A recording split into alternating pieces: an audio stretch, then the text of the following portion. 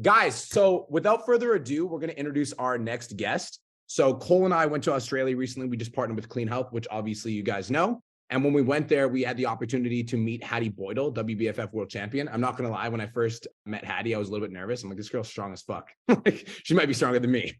So I was really nervous to meet Hattie, but she was actually like the nicest person ever. We got along with her super well. And she spoke multiple times at the event and she captivated the audience every single time. So Hattie Boydle is awesome. And you guys are going to hear from her today on training women to get strong. If you are coming to the event in September, she's going to be speaking on how she became the WBFF World Champion. So guys, without further ado, drop some fire in the chat box. Let Hattie know that you're excited to hear her talk today. Hattie Boydle talk about how to get women strong. Let's go. Well, hi, everyone. I mean, gosh, what an awesome freaking community. Like, one of the best things about Zoom is like, it looks like Brady Bunch, but you guys have got the Brady Bunch times fucking 10. So, thank you so much for everyone being here. I know you guys most of you are from around the world over in Canada. And something that's really cool is actually won my world titles in Canada. So Canada's good luck for me. So I am really excited to see you guys and be a part of the next PT Dom in September. It's going to be such a great event. And, seeing you guys, Brian and Cole speak at the Clean Health Seminar, it was like, wow, these guys are doing some fucking amazing things. And something that we spoke to over and over again at the Clean Health Seminar was that success breeds success. I always say that self-mastery is a me game, success is a we game. And if you look at all the people on this screen, every single one of you is here to be successful, but you're here to encourage success because that's what elevates a community. Like right now, you guys are here as a community, encouraging each other to do better. This is what we want. So, Brian and Cole, thank you so much for having me here. I'm so excited. I'm really excited to talk to you about how to get female strong, because that is something that I'm incredibly passionate about. It's certainly changed my life, getting strong. And when we look at strong, or we say strong or strength, it's not just a physical attribute. It's a mindset, right? A champion mindset is something that I always speak to. Being strong is not just in the gym. It is resilience in all areas of our life. So I'm going to share a little bit of my background and how it led me to actually falling into being, I guess, a leader in training women for strength. When I first started in the industry 16 years ago, gosh, like it's only this year that I've reflected and gone, holy shit, I've been here for a long time, that I realized there's been so many great shifts in what we see in women. So who here on this call trains women? Pretty much everyone. Amazing. I love that. A lot of people. Okay. My ladies in here, who likes to train to get strong? Cool.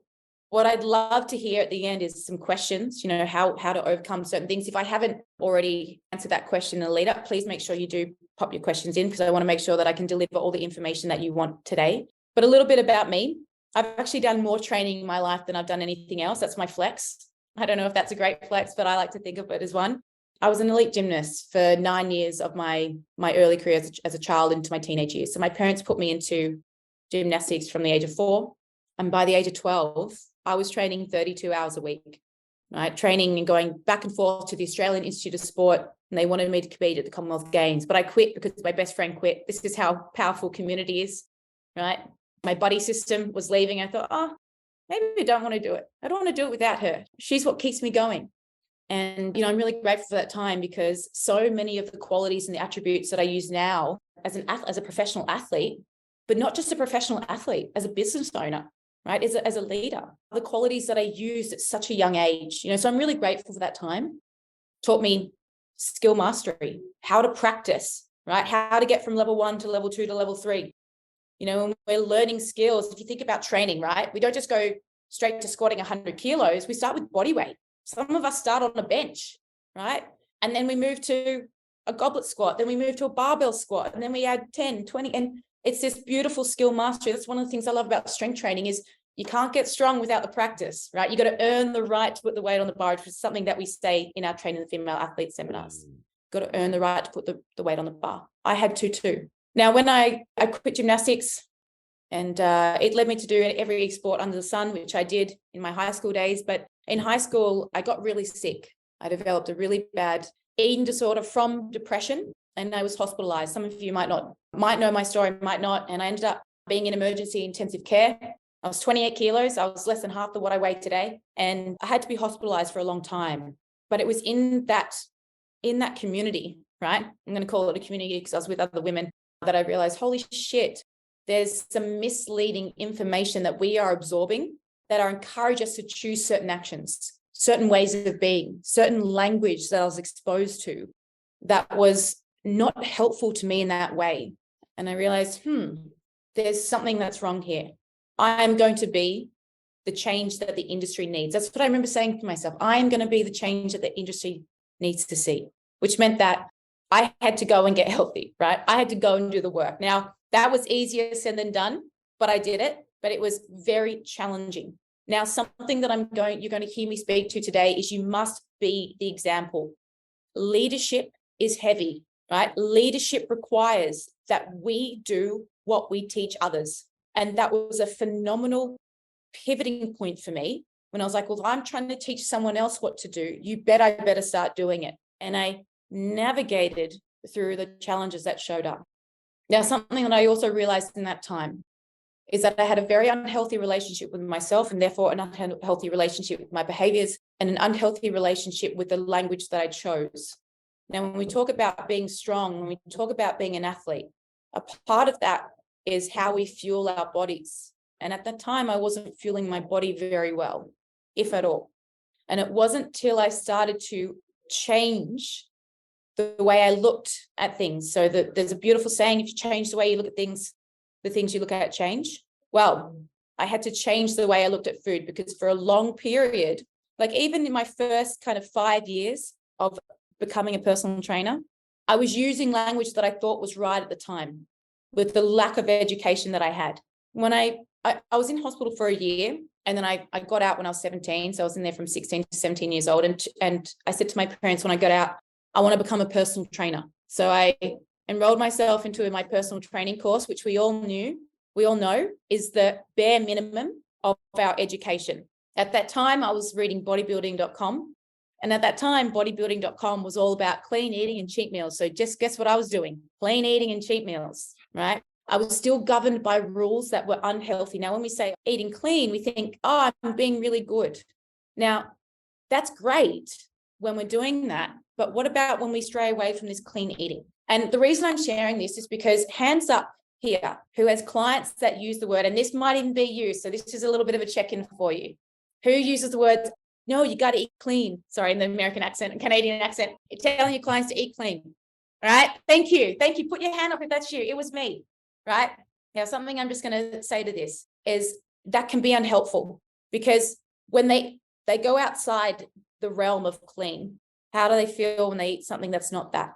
Because there's a huge relationship, everyone, with how we label food and how we label ourselves, right? So who feels, this is a great example. I love this. Thank you so much for putting your hand up. Who feels great when they're eating clean? I'm going to put in comments, eating clean. Like, put your hand up. Like, those of you, like, you're like, oh, I'm eating clean and I feel so cool. How do you feel when you go off path, when you start eating the dirtier food or the cheat meals? You know, there was a recent study. Yeah, exactly. Thank you, Big V Energy. For some reason, I just think of big vagina energy. Is that what your thing is? Honestly, that's all I think about. Vanessa, is that it? There's definitely an Australian in the room. Okay, so there's like, the reason I'm saying this is because language, everyone, is really important. And the art of coaching is being able to coach ourselves in this process, right? Leadership means that we must follow the rules that we are leading others by, which means if you're telling your clients to rest, but you can't rest, you better check yourself for that. If you're telling your client to track their macros and you're not tracking your macros, you better check in for that, right? Imposter syndrome is because you're not being authentic with what you're telling others to do. So for those of you who suffer with imposter syndrome, be the leader, right? You have all the knowledge and the tools that you need to lead by example. Everyone, like, beautiful part of your individual journeys is that you are an example for the mistakes and the lessons and the success that you have, right? I say to my clients, fail forward, often and with good grace, right? When we fall forward, pick yourself up. Cool. What can I do better? How can I make sure I step over that thing next time instead of tripping on my feet, right? So language is a really big part of it. And language helped improve my relationship with food. Okay. I stepped away from labeling food good and bad. Now I'm sharing this because every single one of you who are dealing with women are going to have to deal with language. I've removed the words clean, cheating, dirty from my forums. No, we say nutrition, we say fuel, we say micronutrient dense, whole food, soul food. Okay. This is what we want to look at, because the truth is we're trying to have long-term sustainability with our clients. That's in our training. That's in our nutrition. Eating a little bit of chocolate is not dirty or cheating, especially if you planned it. It's in the plan. Okay. And I had to learn that too. And you bet I learned the hard way. I had every terrible eating habit under the sun, right? Until I went, actually, if I step away from labeling food this and I look at fuel for my body, I'm going to, like, things change, right? Change the rules of the game change, the game changes. Change the fucking game if you don't like how you're playing it. Do you know who the most powerful person is in your life? It's not your mum, but though she's pretty powerful. It's not your daughter, even though she sometimes, it's a game. But you are the most powerful person in your life. And the reason I have to remind you of that is because the only person that can change the rules that you live by is you. The only person that's going to wake yourself up and get yourself out of bed at 5 a.m. is you. The alarm clock tells you it's time and the mindset goes, go, right? When you come under the bar with a heavy set, if you tell yourself you can't do it, you're not doing it, right? Now, I started competing in 2011, right? And I did what I thought was right at the time. I did the clean eating and the cheat meals, and I got the result I wanted when I worked. So I was all in. It was great when I followed the process, but it was a mess when I was after. And I realized there's got to be another way. And it wasn't until I met Sebastian Oreb, actually, in 2014, that he introduced me to strength training. And it was through strength training that I realized, this skill that I have to show up for, this skill that I have to practice, this weight that I've never lifted before in my entire life, which is actually scaring the shit out of me, makes me feel really empowered. And I remember my first session where he made me sit for 5 minutes between my reps, which was completely opposite to what I've done before. So the strength protocol that we started with, which is a great strength protocol, I'm sure you guys are going to use it with your clients. I've used it many, many times. I've revisited it many times. Is 5 sets of 5 reps on my squats, and 5 sets of 5 reps on my deadlifts, and 5 sets of 5 reps on my shoulder press, and 5 sets of 5 reps on my chin-ups. And he made me rest 5 minutes between my sets. And I sat there and I thought, what the hell is this guy making me do? Does he think I'm not strong? Does he think I'm not fit? Has he not seen my track record? Like, I just told him, I do this, this, and this. I can do this. And I won my pro card and I'm this. I felt like he didn't listen to me. No, he was listening. I told him I wanted to be strong.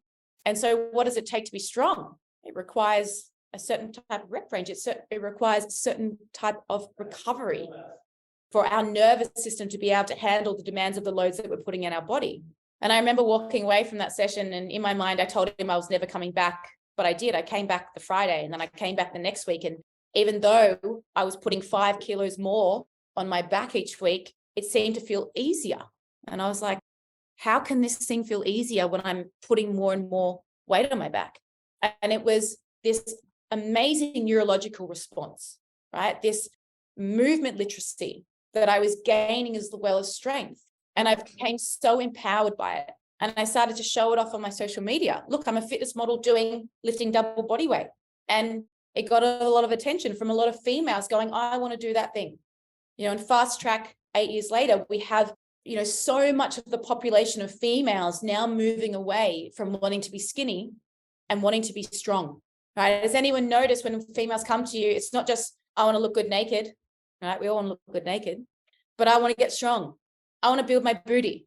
They don't just want a big booty. They want to have a strong booty. You bet they want to be hip thrusting. Do you guys do kilos or pounds? Tell me kilos. Pounds. 200 kilos. No, it's pounds. Oh, pounds. Yeah. 450 pounds. Oh, well, that sounds even more. I want to lift 450 pounds. That sounds pretty impressive, right? Yeah, I want to lift 450 pounds, right? And so the beautiful thing about strength training is it's something that is measurable, okay? Something that I've learned over years of working with myself and working with so many women, like thousands of women, is we don't see ourselves as we are, we see ourselves as we feel, which changes, could be minute to minute for some women, right? Hour to hour, day to day, week to week, right? Especially on our menstrual cycle, we change very quickly, okay? So relying on how we feel is not very helpful at times, okay? So strength training became something that I could just tune into. It was all about outperforming myself. It was, how can I inch a little bit better forward each week? Well, I had to show up for that. Okay, so a big part of strength training is mindset, building confidence under the bar. Now, something that I teach in our training the female athlete is you have to earn the right to put weight on the bar. So with our clients, we want to see them have long-term success, which means that we need to plan out how we periodize their effort, right? It's not failure week 1, week 2, week 3, week 4, week 5. That doesn't make us stronger. We have to change. We have to separate strength training from hypertrophy, right? Hypertrophy, the goal is to work to proximal failure, if not failure. Okay, we need that to build muscle. But for strength training, we need to be able to get stronger safely and effectively over a long-term plan, right? So we need to make sure that we plan out, the periodization of our effort. Week 1, there should be no technical breakdown. So we can say 7 out of 10 for effort. Now, 7 out of 10 is still challenging, 7 out of 10, but there's not going to be a breakdown. There's not going to be a slowdown in the speed of their reps. And we know that they're going to be able to achieve the next week, which is going to be a 5% increase in their weight. So if a client comes to me and I say, hey, how much can you squat? And they say, I can squat 100 kilos. I'm like, cool. We're going to start at 70 kilos today.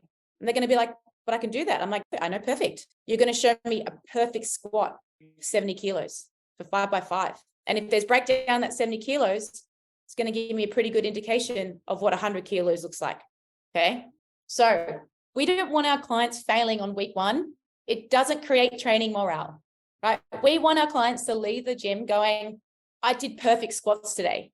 And not just, that's it. Like I didn't do anything. Like 7 out of 10 is still effort. 7 out of 10 still requires effort, but it leaves 4 more weeks or 3 more weeks of progression because we're not in it for the month. We're in it for the long term.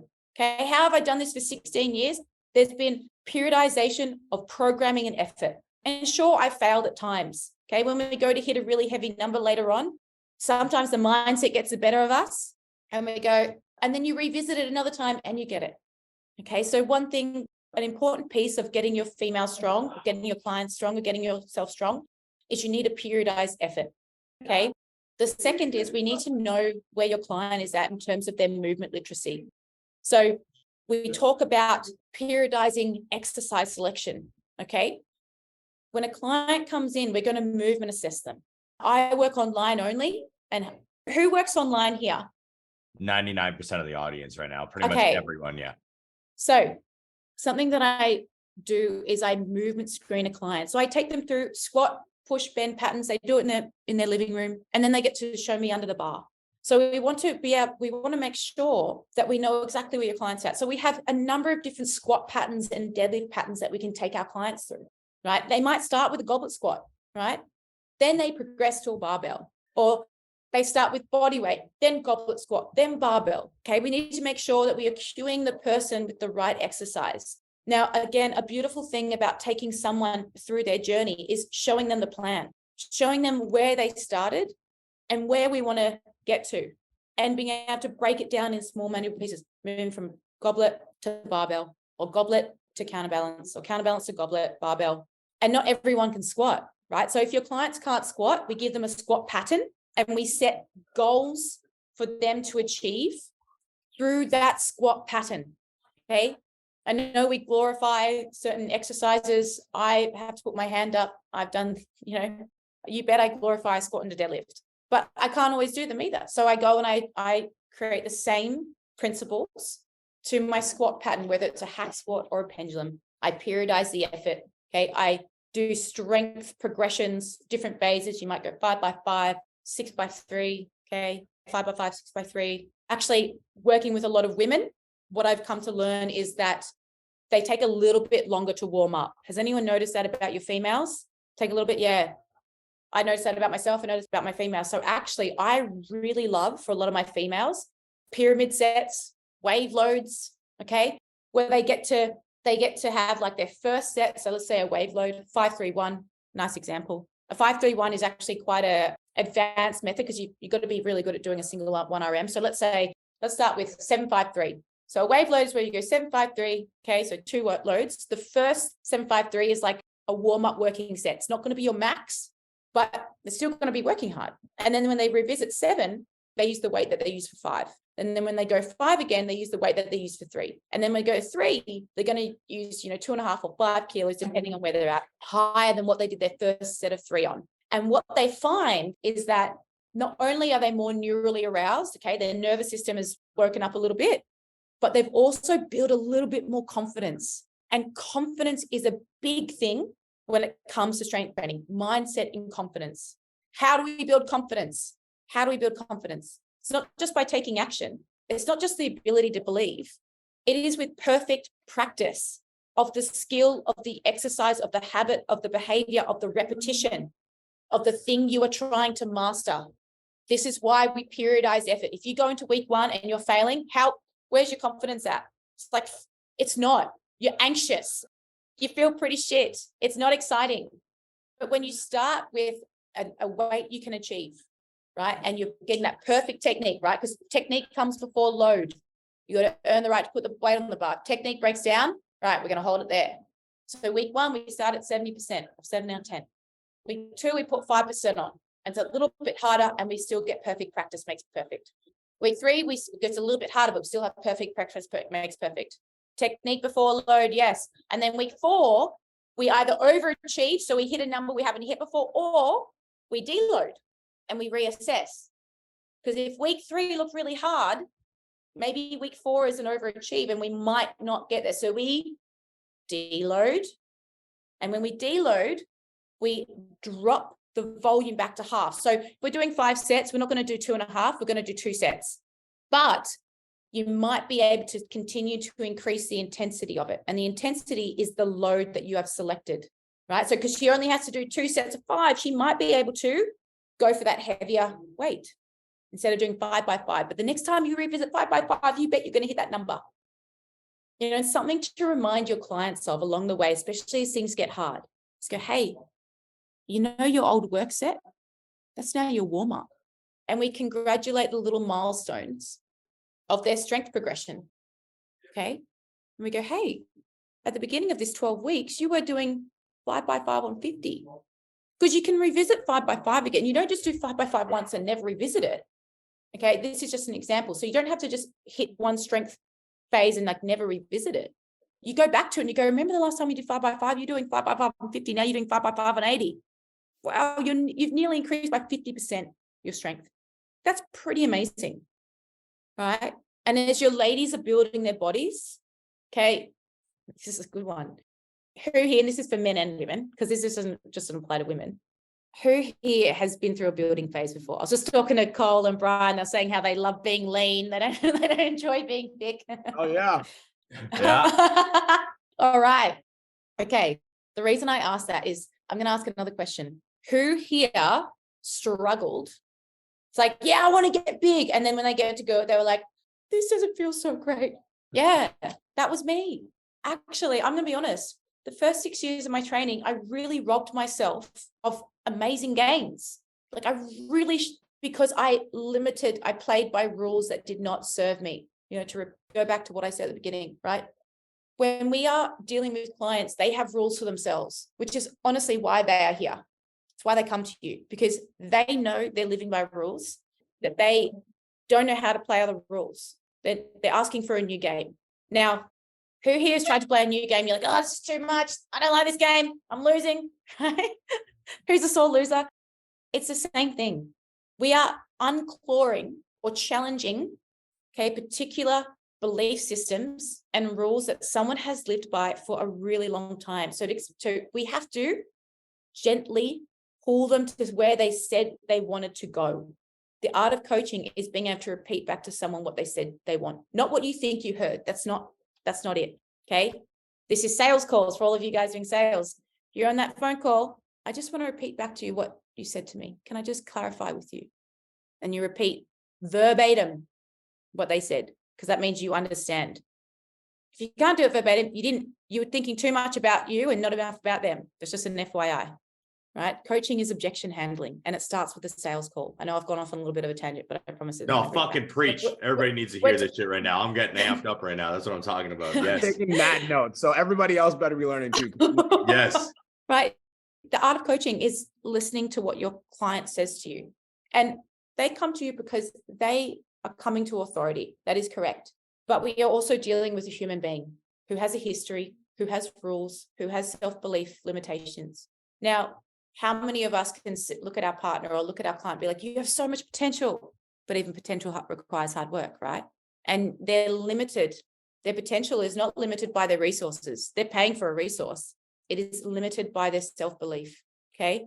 So we have to help them break that self-belief, right? I can't be strong. I can't do that. No, you can. Doesn't mean it's going to happen right now. I'd love to be able to squat 200 kilos on my back, but it's like 10 years in the making, right? It took me 8 years to, hit a lot of my goals, right? But we build confidence with their ability to follow through the process, okay? Teach our clients to be process driven. How do we get strong? We follow a process. How do we improve technique? We follow a process. When we walk under the bar, it's not a random bunch of instructions every time. When I step under the bar, if I come around the right way at the beginning of the session, I have to come around the right way every single time. Okay, I don't know if anyone's like OCD like that. It's like as soon as you start the session, that's the way it is. Hands on the bar, pull myself under, sit on the fleshy part of my neck. I do 3 steps out every time. Shoulder blades back and down, deep breath in, squat the bar. That's my checklist.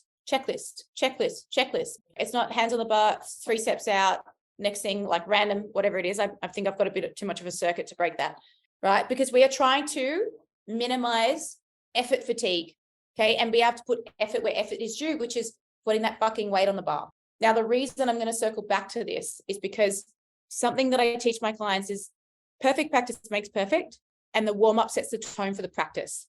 So when we're teaching our girls to be strong, when we're teaching our clients to be strong, when you're trying to get strong, from the moment you put your hands on the bar, and it is an empty bar, you are practicing perfect technique. That bar, that empty bar, deserves the same respect as your top set weight. Think about how that can contribute to other areas of your life, your habits, your behaviors. There's intention and there's mindless, right? The intent behind your meditation, instead of just feeling good about practice. Yeah, I meditated. Did you really? It's like, can there be many, like how we do one thing is how we do everything. Think of it like that. As soon as you be disciplined in one area of your life, you start to be disciplined in others. Your personal development is a reflection of your business. Your business is a reflection of your self-development. Okay. You are the bottleneck. This is why you're so important, right? I realized I was a bottleneck to my life. I was a bottleneck to so many things in my life till I realized, holy shit, I got to change the way I'm doing things. I learned in hospital how powerful my mindset was, because I wasn't there by chance. I was there by choice. And if I can change my mindset to do something powerful, right, which you are all here to do, then you harness your mindset. You work on it like your life depends on it, because it does. What you do counts. The choices that you make don't just disappear into thin air. They have a consequence on the other side, or they have a cost, or they have a value. Are your choices giving you value, or are they coming at a cost? Is inaction coming at a cost? I know I go down many rabbit holes. I can't help it. My brain just does that. When I talk about, I love talking about mindset. That's why I go down many rabbit holes. Good. Strength training. Everybody loves this. That was needed to be said, by the way. I'm gonna repeat that because I want everybody to write it down, because that is very fucking important. Your business is a reflection of your self-development, your personal development. You saying that, I could see everybody's eyes just ding. Like, that is so fucking important. Every single one of you guys should be writing it down on a note and putting it somewhere that you could see it every day. I'm very glad that you went off on that little tangent, because it was fucking important.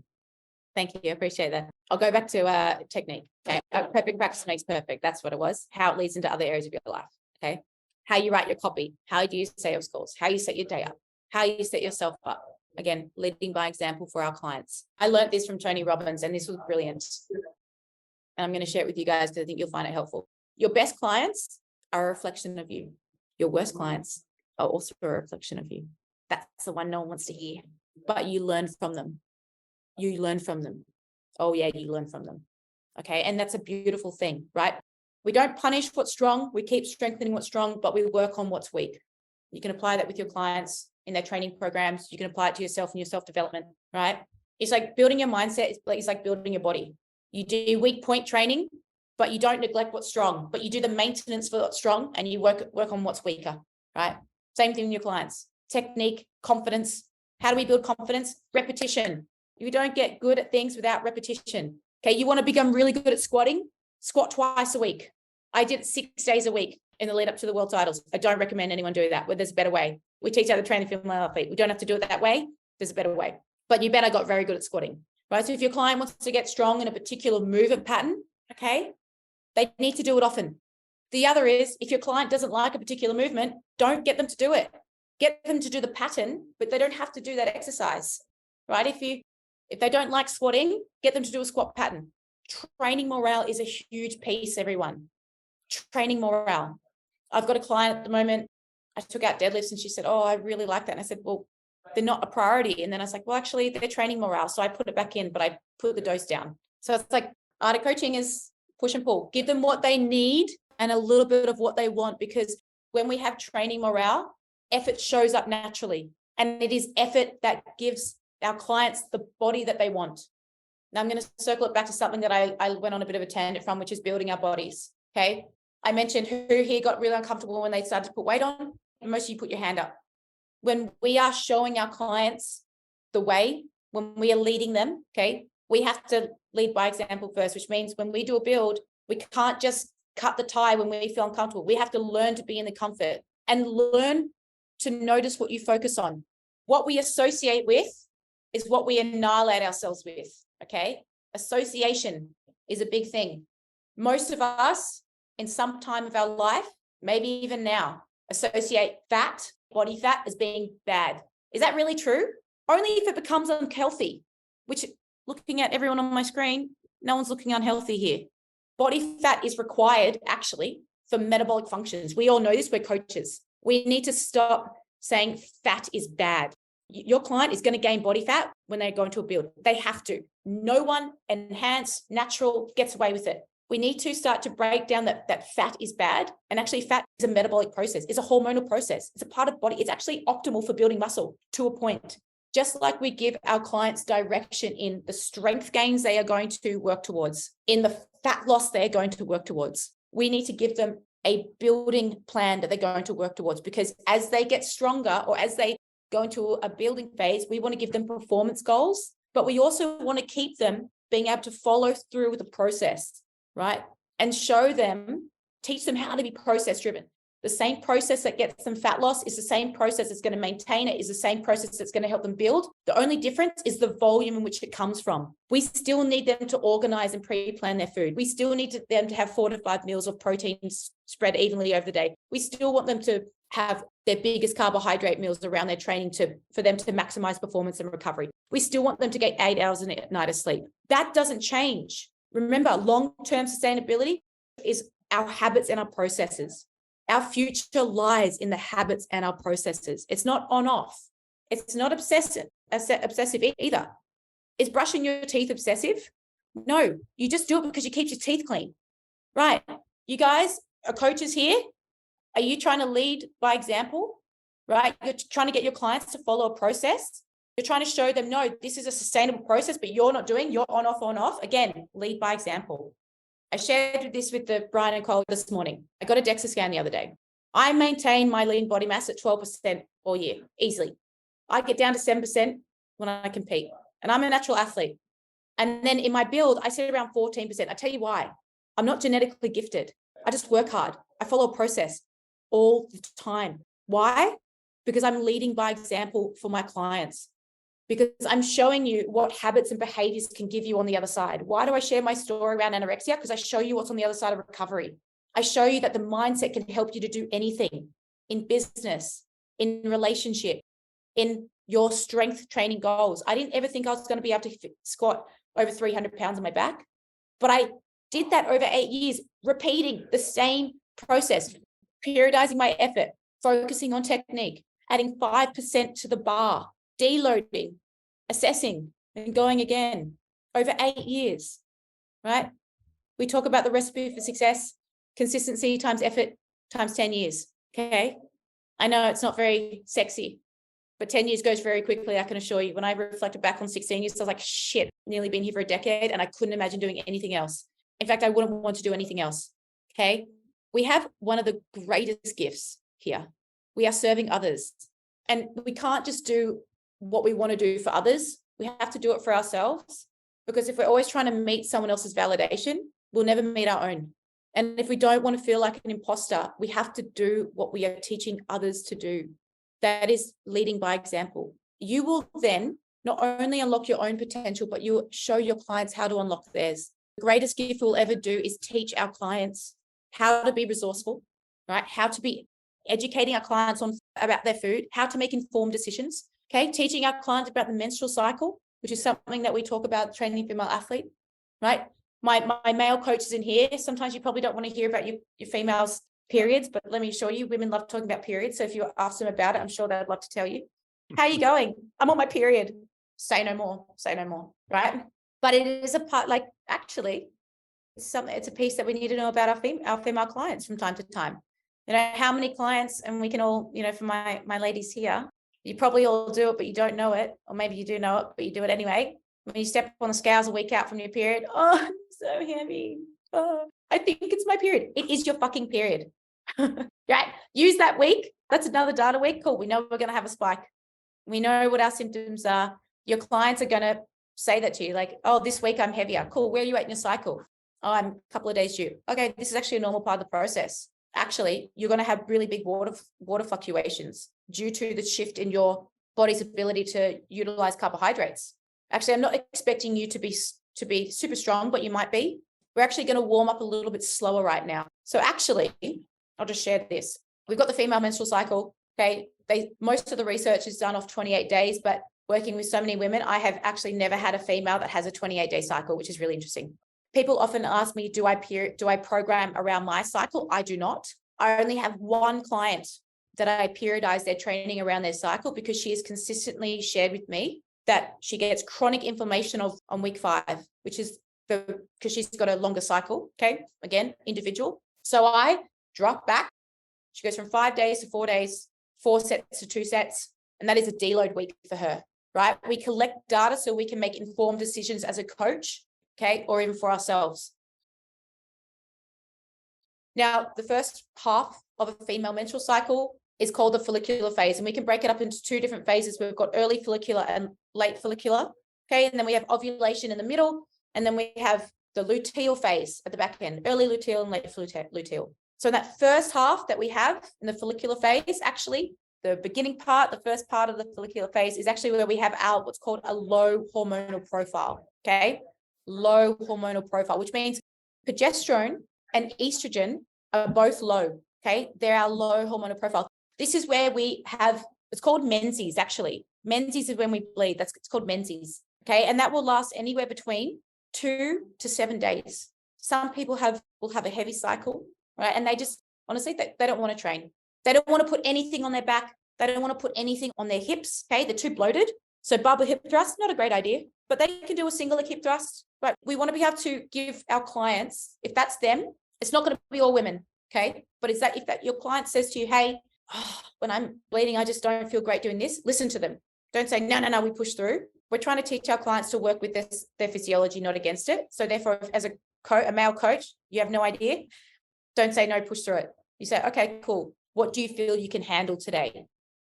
As estrogen starts to rise, it can also make our joints lax. So single leg work for some women, okay? If they're bloated as well, they can't brace properly. So we have to also be mindful of loading the spine, but it can make our joints lax. So it can make them a little bit unstable. So again, your client will name to you, oh, my sacrum doesn't feel that good, or my knees feel funny. They'll name to you what they don't like. And you say, cool, let's go into a machine instead, right? You're all coaches. You all have incredible education on what is the next best thing they can do. And you put them in a machine where it's stable, right? It's going to control the path. And that's just what they do in that while they're feeling that way. Okay. But also some women don't need to change anything. I just want to name that really loud and clear, because we don't want to say, this is what's happening in your cycle. This is the way it's going to be, because it minimizes women to tune in and make a conscious decision themselves. Right. And then after bleeding, the estrogen starts to rise and women start to feel like themselves again. You'll feel them go, oh, I feel strong. I can brace. Like they do. They've got a really small pocket where they feel the best, right? And then through ovulation, testosterone rises. It's like 3%. But for a female who never produces testosterone, 3% is like feels incredible. So most people say, I feel like Superwoman around ovulation. They also feel really horny, right? So if you're tracking your wife's menstrual cycle, no kidding, but they're actually going to be really strong. I highly doubt your client's going to say to you, oh, I'm feeling really horny today. They're probably going to go, oh, I'm close to ovulation. I'm feeling pretty good. Okay. Sorry. Definitely an Australian here. Okay. So why is this important? Actually, times for PBs, really good time, great recovery. Estrogen is anabolic, right? We handle carbohydrates better in that first phase of our menstrual cycle. Okay. We handle carbohydrates really well. We have great recovery. Okay. We actually have better hunger cues. So for diet breaks, everyone, great time is that second half of the follicular phase. Diet breaks for your clients, and I'll tell you why. They're super carbohydrate sensitive, but also their hunger hormones are better in check. So I don't know if anyone's ever been on a diet break, but when you start to increase carbohydrates, you actually get hungrier. So it's like kind of shoots you in the foot. It's like, oh my God, I just want to keep eating more, but you obviously still at a capped window. Okay. Yeah. I don't know, Justin, I see your face like right in the middle of the screen, and I just saw that big laugh. It's like, yeah, we go on a diet break, think it's going to be joy, and then it's like almost kind of like harder. But actually, if you're wondering when to diet break a female, that's a really good time. Once we overcome the ovulation, we start to get estrogen, testosterone come down, and progesterone will start to rise. And progesterone it changes the way we utilize fuel. Okay, so we become better at using fat as fuel. So the way we change our substrate fuel changes. And it also changes the way the water sits in the muscle. So it sits subcutaneously, and we get that bloated or that watery look for females. Okay. So we actually do increase our fluid because progesterone also interferes with aldosterone. And aldosterone is the hormone that manages our fluid balance. Okay. So that's why we do, like, women will put anywhere between 1 kilo to 2 kilos or 2 pounds, 4 pounds of weight, and it's fluid. It is fluid retention. You see it in their photos. Okay. And they start to get things like PMS symptoms. And because the change in their, I guess, the utilization of carbohydrates, they want carbohydrates because they feel sluggish, right? Their brain knows that, like, yes, carbohydrates is the quick fix, and you don't take their carbs out. Don't do that. Okay. But you want to really make sure you're utilizing those carbohydrates pre and post training. Okay. Where their body, remember, when their muscles are pumping, it's like a fuel. It's going to draw in that water, those carbohydrates to the muscle. That's what training will do. And then we are carbohydrate sensitive post training. So the best time we get the best glucose uptake within that first hour after training. Best time to eat carbohydrates. So we don't take carbohydrates out. We don't do that. We keep them as they are, but we're probably not going to increase carbohydrates that week. It's not a great week to diet break someone on. Now, Stacey Sims, who's the leading researcher for female athletes, says that women can hit personal bests across the month, but it's all about recovery. It's all about managing recovery. So a big part of that is meal timing for females, okay? Making sure they are getting 4 to 5 meals with protein in them, spread evenly throughout the day, because that is going to allow them to feel more satiated as well, right? Hunger hormones go up when progesterone's high. It works on thyroid. Women can burn anywhere between 80 to 300 calories extra, but the thing is, we don't use that because you don't know which one you are, but yes, they're going to be hungrier. But for those in a deficit, we can actually maximize fat loss better if you stay on course, okay? So maybe don't tell your clients that part. Don't say, yeah, you're burning an extra 300 calories, then they're going to go, oh, well, it doesn't work that way, okay? We don't actually know which one we are, but it's actually really interesting. So yeah, hunger goes up, right? We're a little bit more lethargic, probably not the time we want to do sprint training, but zone 2, okay, zone 2 cardio, great for improving mitochondrial flexibility, right? It helps us utilize both fat and fuel, substrate fuel, fat and carbs, substrate fuel. Get some zone 2 in there, right? If your client is saying, I'm not feeling that great, okay? If we also want to make sure that we're improving our sleep. Now, some women when they're in that later luteal phase, this is me, sweat all night. It's like 30% of women get heat insomnia. So their sleep gets really messed up because their body temperature goes up. That's me, which means it's going to impact recovery. So just bear that in mind. Your client saying, oh, I really don't sleep well this time of my month. Just have that in the back end in terms of their performance. And remember, you have to earn the right to put the weight on the bar. So if they're warming up, okay, say to them like, hey, if you're warming up and the weight's not there, we're not going to go there. We're going to do the weight that feels the most challenging, and we're going to do technique with that perfect weight. So you're always giving them a chance to win. They're not going backwards, because remember, like perfect practice makes perfect, right? Technique. Okay. So by the way, guys, who's getting value?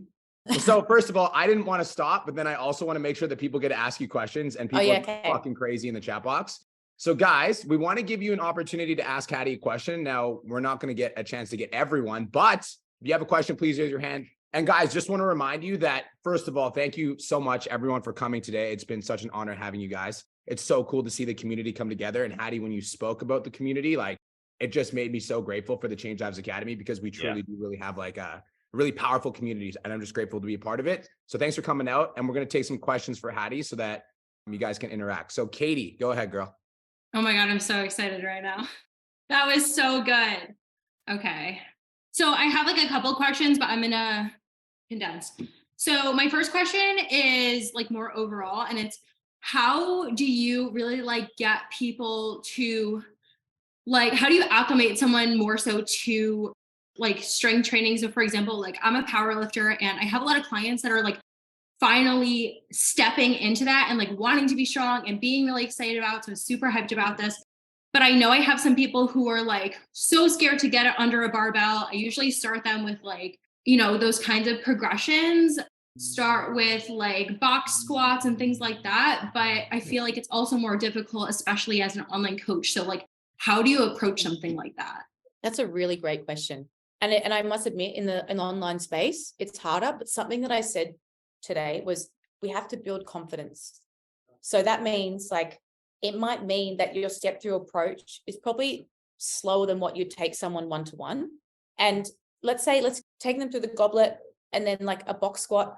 And when you take them through a box squat, what makes most people go wrong is they sit on the box, right? And then they come up. Let's be like, okay, that's burning hot, and you're just going to kiss it with your bum. Like because we want that exercise to translate to the end goal, right? So, okay, so we want to be like, you're squatting. And then you might improve, rather than going from like barbell to load, you might go to range, right? So we use different ways. We look at the problem that we're trying to solve, and we go, what's going to solve that problem, right? And because if they say, I'm not confident to get on the bar, that means that they're still unconfident with their technique. So until you make that technique really strong and you teach them how to brace, okay? Bracing is a big one, guys. Teaching your client how to brace, okay? Planks, side planks. Like everyone looks at these as beginner, but most advanced people can't even do them right? When we look at people squatting, we see a breakdown. Most of it is breath. They don't know how to brace, use their obliques properly to protect the spine. Getting back pain, if you're getting back pain when you're squatting, you're not bracing. The technique is off. So when you, to lay, so take something back, it's like, ask your client, what do you not feel confident in? Can you please share with me? Can you break that down for me? Can you share with me what it is? And they might say techniques. So as a coach, you need to find the solution to that. And it's not getting them under the bar, because that doesn't make them feel safe. It is teaching them this technique. Hey, we're going to learn to brace here, or we're going to do the box squat, and you're not allowed to burn your bum. And then we might go to a lower step, and then we go, that squat looks amazing. Can we try the bar? And what I like actually, Katie, is rather than doing a load related cycle, do a rep related cycle. So find a weight that they feel confident doing and go, okay, week 1, we're doing 5x3. That's it. Just give me 3 reps. Perfect reps. Amazing. Week 4, keep that same weight. And I just want you to give me 5x4. Perfect technique. Okay, week 3, we're going to go 5x5 with that same weight. Perfect technique. And you're say perfect. That's perfect. That's perfect. They're hearing, I'm doing good. This is good. This feels, the repetition, I'm feeling confident. I'm feeling confident. I'm feeling confident. Okay, next month, we're going to start with that same weight. We're going to do 4x8, just a random thing. And then you're going to increase a little bit more. And we're going to go for a load related cycle, or even a set related cycle where you add sets. So like there's more than one way to skin a cat, and we have to meet our client where they're at. Something that I always say to my clients is show, don't tell. We can tell our clients how great strength training is, but if they're scared of it, it doesn't actually matter. We have to show them that this is going to get them the result by showing them how to perform it safely and effectively. That is what builds confidence. Yeah, that was super helpful. I love that. And I think that like a rep related cycle is great because I think that people get really excited about lifting heavier and like wanting to do that. And then they get a little ahead of themselves. And like, that's when like form starts to fall back. So I love that. I'm absolutely going to implement that very soon. And I have another quick question if like, that's okay with everybody. Yeah, go ahead. So this one's a little bit more specific, but I have a client. She is like one of my best clients. She's very, very serious about her strength. She wants to do a powerlifting meet next year. It's really exciting, but she really struggles with, I'm not exactly sure what it is, but I know that she'll get like uterine cysts and she'll like bleed like a lot of the month. And she does her best and she always wants to put in that effort. But I know that that is a struggle a lot of the time. I don't know if you've ever dealt with somebody who has a particular struggle like that, whether it's like that physically, hormonal, she really struggles to like drop weight, even with like certain calories, and her weight was kind of the same. So we've been on it with that, but there's a lot of different factors and it seems kind of advanced and I'm doing my best, but I don't know if you have any advice. Look, I'm going to be honest, like I haven't actually dealt with someone like that. And if I have anyone that I feel is out of my scope of practice, I always outsource. So I work with nutritionists and naturopaths, but you know, for you, I'd be working with maybe even a rehabilitation specialist, someone that can help guide you or work with you. And I think and this is actually a really great point, guys. Like we don't have to know it all. It's actually one of the best things you'll ever say to your client is, I don't know, but I can help you find out. I don't know, but I can look for someone to help. And because that is the rules that you give your Gen Pop, she's an outlier. So we have to always remember, if there's someone that is outside of our scope of practice, ask for help, because not only are you going to do your client a service, but you're going to allow yourself to learn along the way. And that doesn't mean that you're now qualified, but it gives you an idea. Okay. And I think that's a really important piece with coaching. So I'm sorry, I don't think I can answer that maybe in the way that you were hoping. No, that's totally okay. Thank you so much. I have been asking a couple of different people, but this was super helpful. Thank you. That was a great question. And I do agree with that. I love that statement, like being willing to like admit when you need to know more information. I think that's really, really powerful. I love that. Also, just want to let you guys know, who here would like to see Hattie speak live in person? Raise your hand. She's going to be speaking live in person at the PT Domination event. We're flying her over here from Australia. She's agreed to come hang out with the crazy Canadians. So guys, if you're not on the wait list, put your name on the wait list. It's right there and it's going to be absolutely fire. Chris K, what's up, King? What's going on? First off, thank you for this. I think I'm on 4.5 pages of notes now, so it's ridiculous, but hell yeah. So I have a couple questions. I guess my first one's the longer one. It's not necessarily about coaching them. It's about being a male in the space, trying to build their trust without working with them yet. And like my biggest thing is like, I have the knowledge, but then when I go onto social media, I'm always told like, simplify it. We don't want to use our big trainer words because they're not going to understand half of it, right? So how would you recommend for me to kind of convey my message on social media to build that trust, other than just like blasting a shit ton of social proof or going into like the actual big terms that's just going to like fly over everybody's head? My question is, who are you wanting to speak to? Who's the niche that you're wanting to speak to? Yeah, specifically moms age 30 to 50. Okay. This is a niche thing, actually, more than it is an information thing. You have to know. I asked you, who are you speaking to? Because you have to have their same language. Education, information is great. If it doesn't speak to their needs, right? If it doesn't speak to their pain, if it doesn't sound like I understand exactly where you are at, that is just noise. And they're not going to click. It's emotive. It's great to have information. So when we do with your social media, it's like you want to have information and free information. But if they don't understand it, no one goes, I don't understand that, I want more. If someone reads something, they're like, oh, that spoke to me. This person knows what I'm suffering. How does he know my deep dark secret? How does he know? Yes, let's fucking go. I love it. That's it. It's like, this is the mistake that a lot of us make, that especially those of you who are like super educated, you're like, I've got so much information in my brain, it's going to be amazing. And that's great for people who love information, but that's probably not your clientele. You can share that incredible knowledge when they're paying you for it, but you need to show them. Remember, show, don't tell. that you understand them. And it is with simplifying. It is with what is the problem that you know they have. So you share it out loud. The women that you work with, how it affected their life, and then how you solved it for them. Hey, is this you? Would you like some help with that? Click the link. Let's jump on a call. And then when you're on the sales call with them, Chris, like I said, you need to repeat back to them verbatim what they said to you. Not here is all my information around all the things I can do for you. That is a mistake that people make. It's not about you or your knowledge. It is about helping the person on the other side, which means we have to let ourselves go, right? Because I know that you can help that woman. You know that you can help that woman, but by telling her your value rather than listening to what she needs, it's like that. And that's going to be the missing link. So actually, also, when we can do something really well, we should be able to simplify it. And we're not speaking to other fitness enthusiasts. We're speaking for mums that just want to lose some weight. Fuck, they just want to improve their relationship with themselves. They've been doing it through reading all these shitty magazines that are saying eat less.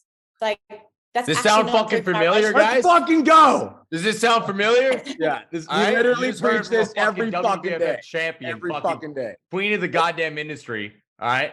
Literally just drilled it in your guys' fucking brain. So you better get it now. Yeah. All right, you've now heard it from me, Cole, and Hattie. So let's go. Yes. Right? Is that helpful, Chris? Oh, he knows it is. He knows it is. Literally, because when I coach them, I'm able to use their language. But then when I go onto my social media, I turn into like dumbass. So I'm like, well, I'm gonna make this in my language because this is how I'm making my fucking social media. So like, I definitely flip the script. If I'm on the sales call, if I'm coaching them, I'm good. But then when I get onto camera, it's about learning how to bring their language into the videos that I'm making instead of putting everything into my language, which I right. do. So you just need to write down the words that they're using and use them in your video script. Bro, Chris, do this. Okay, Hattie, just to give you a little bit of a background, Chris has 2 moms. All right. It's one of the reasons why he wants to help women that age. Okay. Speak to your fucking social media like you talk to your moms, bro. I love that. Yeah. Write that down. Especially with how much you've been serving them and helping them with their life and way more. Yeah, I fucking love that idea.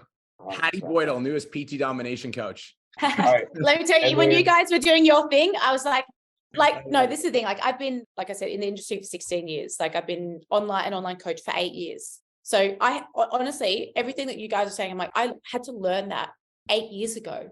Yeah. And I'm still refining it. Like, I'm not perfect. 100%. I like trying to find the niche, and your niche changing and then change your language. And sometimes we want to have like 4 different fucking niches, which means you have to 4 different scripts, right? And 4 different ways of talking to people. Yeah. But there are similarities between all the people that you want to work with, even if you want to work with a number of niches. Yeah. Like, I love working with high achievers, and I love working with high achievers because sometimes they rob themselves of the results because they're so fucking rigid. It's like that all or nothing, only do it when it's perfect. It's like, that is stopping you from being the best version of yourself. Do you not know that? Like, use a high standard, but goddamn, have some self-compassion. Know that there's more than one way to skin a cat, and that's hard for them because it's like, no, I'm a perfectionist. No, a perfectionist does everything perfectly. You're all or nothing. No one likes to hear that. Everyone likes to call themselves perfectionists. I've rarely met one. 100%. Powerful. Was that valuable, like Chris? super, because I'm wanting to get deeper into like hormone studies along with the nutrition. What it would be like your top 2 to 3 programs to go through or courses? I think Dr. Stacey Sims will be one of your best ones. She does a great one. Okay, this is the thing. Hormones are outside of our scope of practice, but knowing the basics will be very beneficial to you. Just like learning basic physiology and biochemistry for nutrition and training, because you have to know what type of new training is doing what in the body to get a result. We need to know, and just knowing the basics of our female menstrual cycle, that's just one thing I have to say. It's like, hormones are outside of our scope of practice unless you become a doctor. But you can certainly learn the basics. But Dr. Stacey Sims is someone I love, for sure. You said Stacey Sims? Dr. Stacey Sims, Stacey. Perfect. Awesome. Thank you. Beautiful. I think she's Canadian. All the cool people are. John Chow, I saw you raise your hand. Before we go to John, let's play a fun game. Guys, what's been your biggest, like your favorite takeaway from Hattie today? Everybody type it in the chat box. So just write a quick one. My favorite one, Hattie, I wrote this down. Leadership means following the rules that you're giving others. I was like, oh, that fucking resonates with me on a very deep level. It was very powerful. What was your favorite quote from Hattie? Write it in the chat. I think mine was imposter syndrome happens when you stop leading by example, because that's been a hard thing for me to express to people. I really like the way that you worded that. That's going to be a quote that I drill in your guys' heads for the next 6 months. So just buckle up. It's a very, very good one. I liked it a lot. Mr. John Chow. Hey, what's up? All right. So I know we're running out of time, so I'll keep it quick. I just want to go over just real quick. You said the ovulation is basically a good time for a diet break. Okay, so ovulation, yes, or even like, so the later follicular phase. So after they've stopped bleeding, which happens between like days 1 to 7 for most people. After that is when estrogen starts to rise.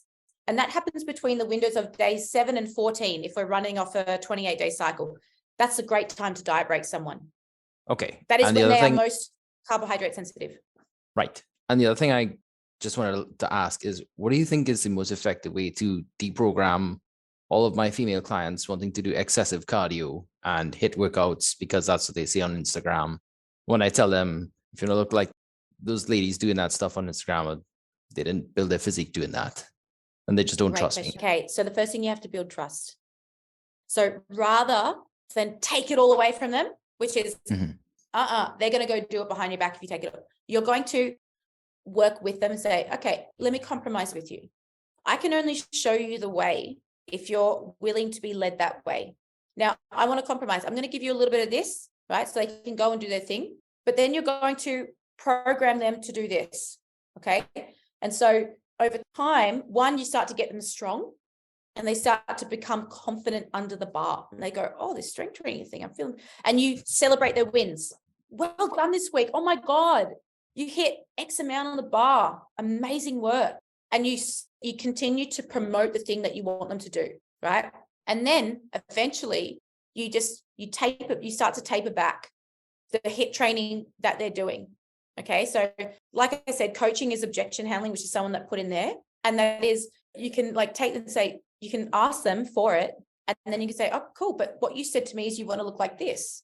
And that training can only be done for so long. It's like we want to educate them along the way while slowly shifting their habits away. So I've had girls that have come to me and they've done like double training twice a day, 7 days a week. And I could say, we're taking all that out. I'd say, okay, can we do this? And I take out, 3 out of their fucking 14 sessions a week. And every so often, I just strip it back. And then I start to increase their food. And I had a girl that was training, she was doing something like 27 fitness classes a week. She was taking them, plus training twice a day and on a Sunday. And she was eating 1,700 calories. She ended up quitting after a while, she started seeing results, started increasing food. She quit her job as a fitness instructor. Now only trains 4 days a week, and she hit 3,000 calories in her build. So she went from training nearly 35 sessions a week, right? Including all the activities she was doing. She was in deficit, but I couldn't say to her, you're not doing that. I've been there before, right? I had to slowly say, I'll give you this if you give me that kind of bartering system. Let me show you. You can tell them all you want, but they haven't trusted you yet. So you have to build the trust with them, which is, I'll compromise with you. Okay. You said, when you came to me, you said you want X, Y, and Z. You've been doing A, B, C for X amount of time, and you haven't achieved the result that you want. You're paying me X amount of money for my expertise. Can you let me show you what we can do? And if you have some really great client testimonials and progressions, now this is the objection. A lot of the women will say, but that's her. I can't do that. And what does that fall down to? The rules that they live by, the limiting self-belief. So not only do they don't trust you, they don't trust themselves. Okay. So not only are you building trust between you and their relationship, you're now having to help build their trust with themselves. Okay. And there's a beautiful thing called the repair system, but the only way we repair is by doing the thing. Okay. So coaching is like, it's not 12 weeks. We're not 12-week challenges here. Unless you are, I'm not speaking to you. I'm speaking to coaches, right? We're in it for long-term sustainable. And we're also in it for when our clients fly away, we did our job. That is what it is to serve others. They don't need to pay us for them to get information to be a better human. Because remember, it's a domino effect. They improve as a human, their kids improve. We are at the beautiful root of a lovely flower, okay, that is going to spread great things across the world and help everyone become better humans of looking after themselves. And it's not about money. It is about serving. Okay. I hope that was helpful, John. Super helpful. Thank you very much. Newest PT domination coach. Just going to plant the seed. I'll invoice you later. I'm going to plant the seed. All right. I'm just going to let that seed grow into a flower. Pam, last and not least. Hi. Hi, Pam. I'm a little nervous. I don't know why, but I am a little nervous. I've been in the industry for 30 years, and I kind of have a twofold question. So I'm turning 52 next week, and I'm the strongest I've ever been in my entire life right now. And one of the things, there's two things. I have women that say to me all the time, they want to look like me. But I work out 6 days a week. I lift somewhat heavy. I lift heavy. And when I program their workouts, obviously not like mine, but gearing up towards like mine, and they don't like it. They don't want to work out that hard. They don't want to do 5 sets, 2 warm-up sets, and do a working set. So even if I try to educate them and say, well, what you were doing wasn't serving you, didn't change you, you came to me for a reason, they still say to me, but I hate it, I don't want to do it. So that's one question. And then 2, do you ever get scared for yourself in the sense of like, you're younger than me, so it's not like, but I know you're strong. Do you ever think about as you age, you won't look so fucking hot like you do now? Like, do you know what I'm trying to say, right? Like, I do. Okay, thank you. I do. Okay. Which one will I answer first? I'll answer the first one first. So what we like and what our clients like, obviously sound like 2 different things. And it's not about us, right? So I know that you know what is good for them.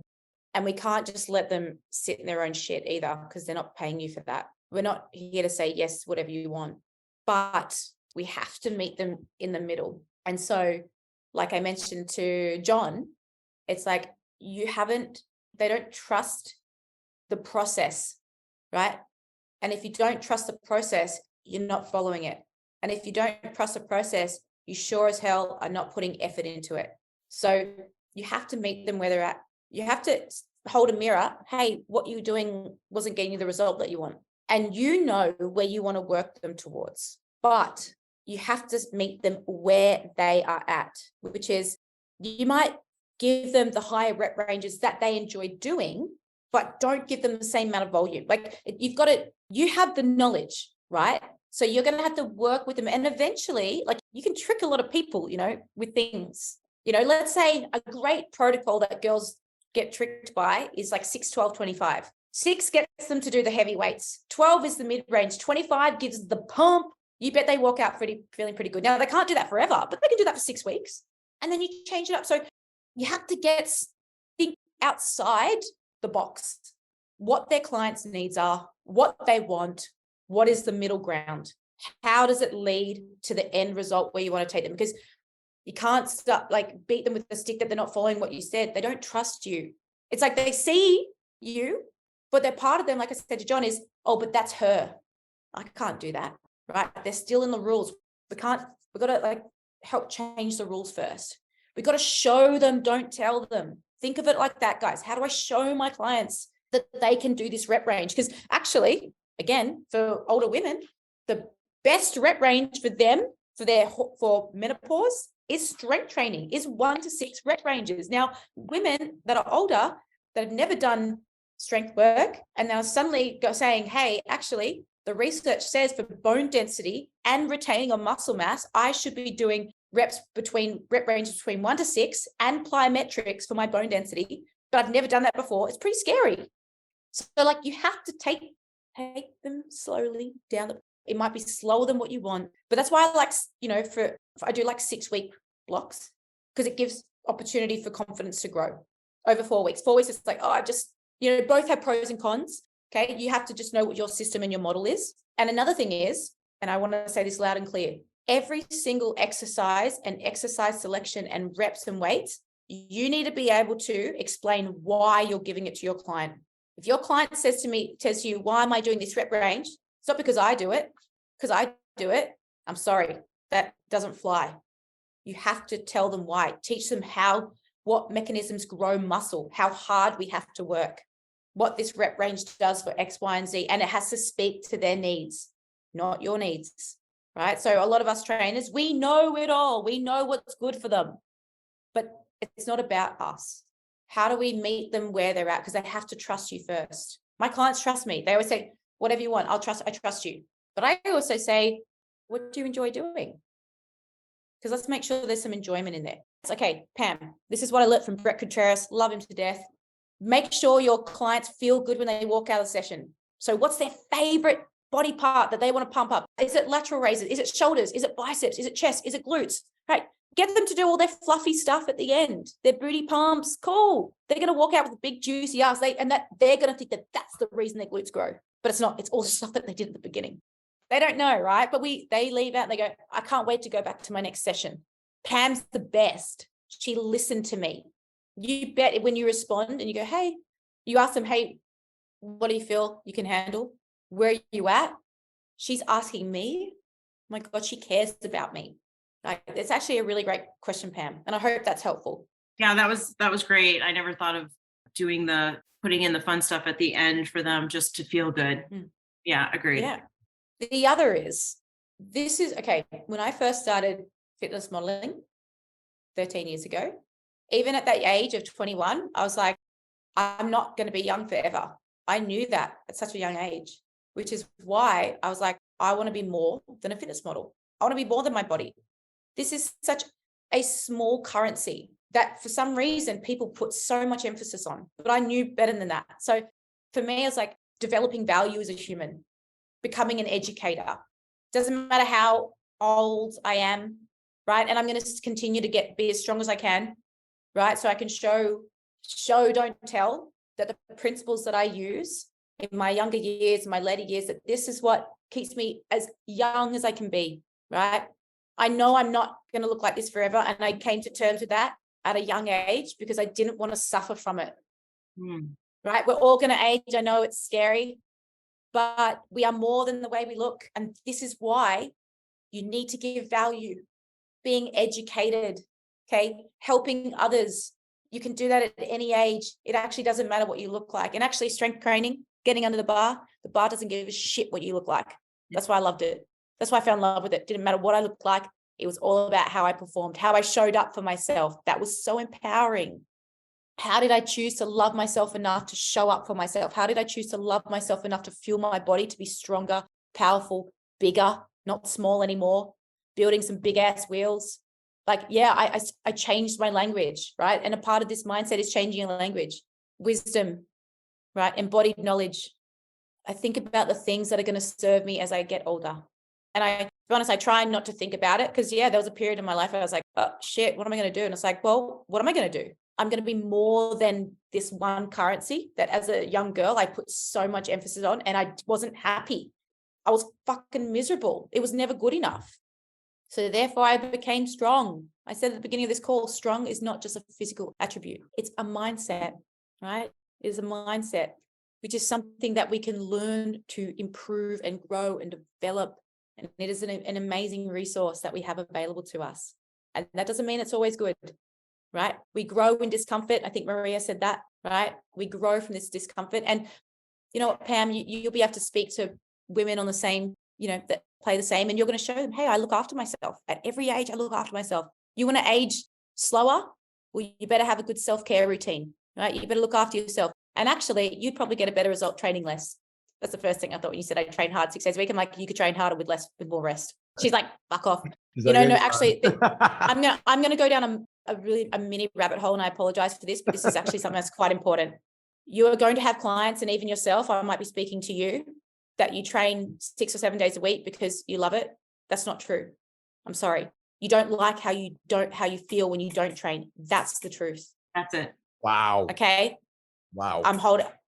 And your clients are going to mimic that. So the ones that aren't getting results, that want to train 7 days a week, who are they getting that from? You're showing them, right? And I think that's a problem here, because this tool that is meant to empower us actually is depowering, because you only feel empowered when you do it.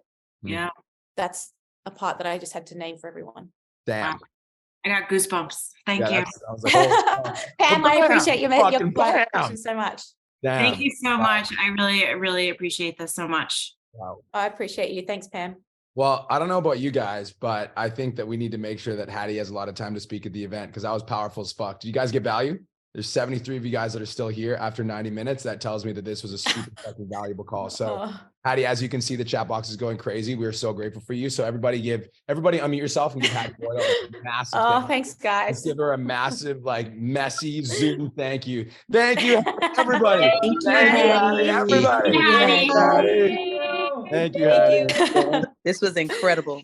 Yes, thank you so much. Oh my God. Yes, I really appreciate you guys. Thank you so much. And I was nervous before I started this call for you guys. I was like, so many Brady bunches. Very, very excited to host you in September. It's going to be an incredible experience. And for those of you guys that are coming, guys, this is going to be this good. So Hattie, thank you so much again. We appreciate you. Thank you so much. Where do they find you if they want to like just follow more about your journey? Oh, my Instagram, Hattie Boydle. I also have the Hattie Boydle podcast, which I admit needs a little bit more work. It's not on my high priority list, but there's some goodies in there. But even if you put my name into Google, a whole lot of my podcasts are going to come up. So feel free to tune into them and just reach. I honestly, I'm not a chat box. Like my Instagram is actually me. I actually am very proud of the fact that it's just me. So if you do want to reach out and ask me a couple of questions, please feel free to. I do my best to respond to everyone. Beautiful. Again, guys, thank you so much for coming, Hattie. That was incredible. We have pages and pages full of notes. So super, super cool. And we'll see you in September. Thanks so much, guys. See you in September. Bye, guys. Bye. Thank you so much for tuning into today's episode. Hopefully you got some value. If you did, and you want to learn more about how me and my team can help you scale your online fitness business to $10,000 a month, DM me 10K on Instagram at TheRealBrianMark for more information, and I'll reach out to you to see if I can help you grow an online coaching business.